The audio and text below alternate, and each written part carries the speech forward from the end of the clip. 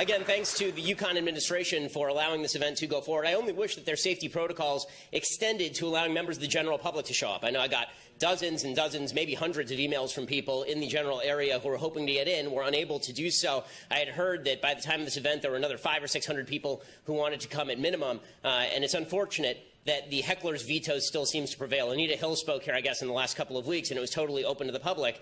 Something has to be done about a system where a few crazed leftists decide they don't want to hear somebody speak, and therefore people from the outside who pay taxes to universities like this one can't get in. You know, that has to stop. This heckler's veto nonsense where if somebody on the left prevents speech, we all have to make sure that no one can get in from the outside. That really needs to end, particularly because free speech, I mean, this should be a shining moment for this university, not just because I'm so brilliant and I'm here, but also because it's a great thing that universities have people like me, and yes, like the person who's speaking opposite me on this campus, to give a variation of ideas. That's a wonderful thing, and it should be a shining example for universities around the country. It's just too bad that they won't share that with people in the community who are paying for it. So frankly, I'm always amazed a little bit by the amount of upset that my speeches cause. Apparently, I've heard that I'm a danger to the student body in some way, so much so that the university's Associate Vice President and Chief Diversity Officer, the most useless title in all of academia, sent a letter suggesting that students who feel threatened by my presence should reach out to the Cultural Center's, the Dean of Students' Office, or the university's Office of Counseling and Mental Health Services. So they actually sent a letter that said, quote, "We understand that even the thought of an individual coming to campus with the views that Mr. Shapiro expresses can be concerning and even hurtful." Wow.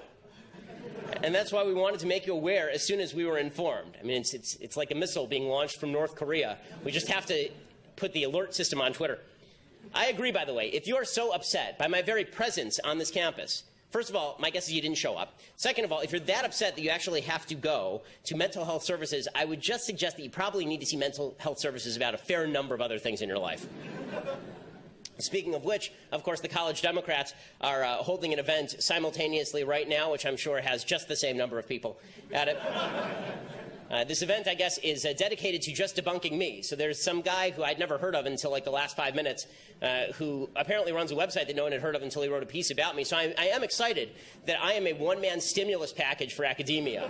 And I'm creating an entire cottage industry of useless people who now have found a use, and it's just yelling about things that I say, so that's exciting. I have heard also that this person is a socialist, so I hope that they're getting paid. I hope this guy's getting paid, and maybe he can be drawn into the great market that is the United States and maybe be cured of his foolishness.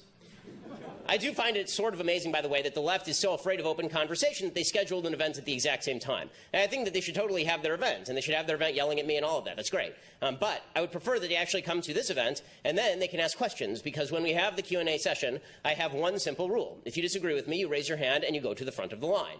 I prefer speaking with people with whom I disagree, not only because it makes for great internet fodder, but also because discussions are useful. I've spent my entire life in places like Los Angeles and Boston, places where no one agrees with me, literally no one agrees with me, and I have fun conversing about these views. I think it makes me sharper, it makes the person I'm talking to sharper, so everybody will have their shot, right? If you're on the left and you disagree with the stuff I'm about to say, then you'll have your opportunity. I just wish that the College Democrats had participated in that rather than simply walking out, taking their ball, and going home like small children.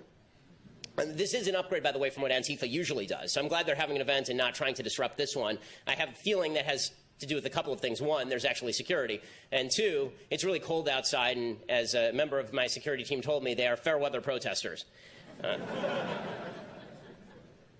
So apparently they wrote a letter to the student newspaper saying that I am a racist and ensconced in white identity politics, which is asinine. I've been one of the loudest critics of the alt-right in America for at least the last couple of years. I was the #1 target of the alt-right, according to the Anti-Defamation League. I received almost 8,000 tweets in a 6-month period that targeted me in anti-Semitic fashion, largely from the anti-Semitic alt-right. But apparently Antifa is upset, particularly because I, quote, overlook the need for ethnic studies and diversity-related education in the United States.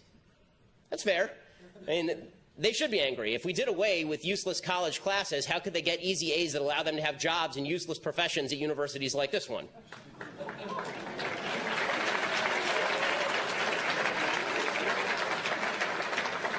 Now, make no mistake, I'm not saying that people of diverse backgrounds and orientations and races shouldn't be on this campus. They absolutely should. Everybody who's qualified should be on this campus, obviously. What I am suggesting is that if you are judging the quality of a group of people by the color of their skin, this makes you the racist, not me. And if you're looking at a group of people and you say this group of people is better than that group of people simply by dint of the variation in melanin, then you're doing something wrong. There's something wrong with you. There's nothing wrong with me for suggesting there's something wrong with you if you are judging people simply by their group identity rather.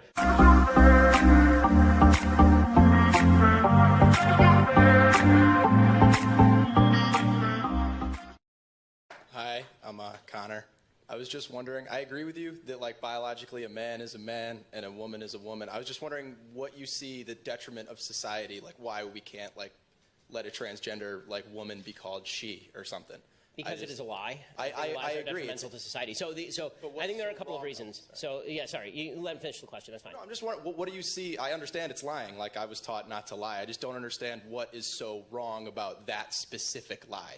Well, I mean, as opposed to other lies, I'm not sure there is anything wrong. I mean, I don't like all of them. But as far as that specific lie, I think that one of the problems that we have is this determination that men can become women and women can become men undermines some barriers between men and women that I think are useful and good, particularly in children. So if I have to teach my 3.5-year-old, right, she's almost 4, if I teach my almost 4-year-old girl that she can become a boy, then I think that is not only lying to her, I think it's confusing her, and I think it's damaging to her psyche. One of the premises of the transgender movement is that human minds are completely non-malleable.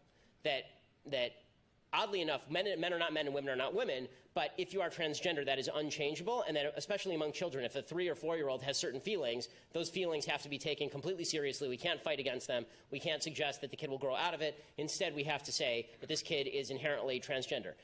I can tell you, having kids are incredibly malleable. Kids are easily confused. And saying to a child, which is what the transgender movement would like to do, I mean, they're having drag shows in kindergarten now in some areas. When you do that, when you confuse kids about gender, you're doing the kids no favors. You're doing them or you could be doing significant damage to kids. Kids should not be confused about their biology. Kids should not be confused about their gender. And let's put it this way, just from a certain statistical standpoint, if it is true that the transgender suicide attempt rate is 40% over the lifetime, and if I am right, then more kids will be confused about gender, which, by the way, you do see. You've seen an uptick in transgender surgery in Europe. You've seen a greater identification as transgender overall in places like Europe, malleable rates of transgenderism in Europe.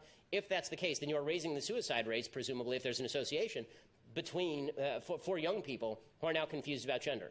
So I am not in the mood for countenancing lies about what men and women are, specifically when I think that there is a goal of redefining a key term for the entire society. Hi. So very much not a fan, but just well, had to come anyways. Okay. It's like an Alcoholics Anonymous meeting. Yeah. So I actually have 2 questions. Right. The first one is, how do you account for like statistical manipulation when you present your facts that you presented in the beginning? So more specifically, when you were talking about percentages of blacks in X, Y, and Z, and when you were talking about the differences in wages today versus 20 to 50 years ago, how do you account for A, the difference in population among blacks versus whites or other races, and B, how do you account for the increasing gap between the middle class and the upper class? Okay, so, sorry, 2 things. There are 2 questions there. On any given statistic, I would bet we'd have a more productive conversation if I could actually give you the source. You could look up the source, and then you could ask specific questions about how those numbers were arrived at, because I'm giving you the bottom line, but I'm happy to give you the footnotes.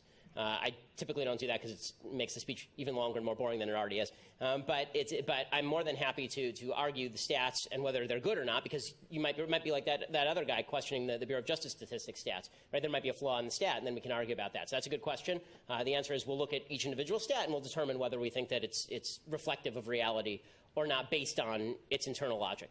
As far as the idea that how do I account for the gap between the upper class and the non-upper class, as I said, number one, it's not the same people in the upper class, right? People move up and down between classes fairly regularly in the United States.